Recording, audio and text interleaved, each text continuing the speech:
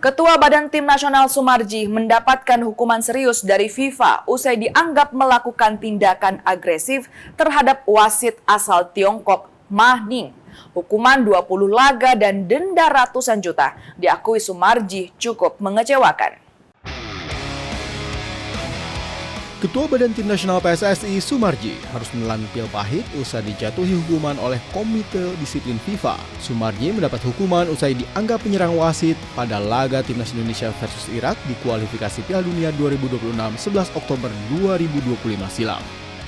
Komite Disiplin FIFA menilai Sumarji melakukan tindakan agresif kepada wasit Tiongkok Ma Ning yang diduga hingga terjatuh saat memberikan kartu merah kepada Shane Patinama. Tak hanya larangan 20 laga, Sumarji juga dikenakan denda 15.000 Swiss franc atau setara 324 juta rupiah yang harus dibayar dalam waktu 30 hari setelah keputusan Komdis FIFA diumumkan.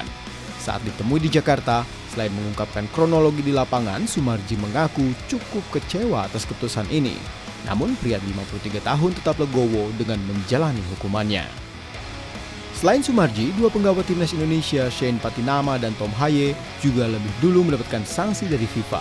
Keduanya masing-masing mendapat sanksi larangan bermain 4 pertandingan dan denda 103 juta rupiah. Rinin Tanikan, Yogi Syahrevi, Kompas TV Jakarta.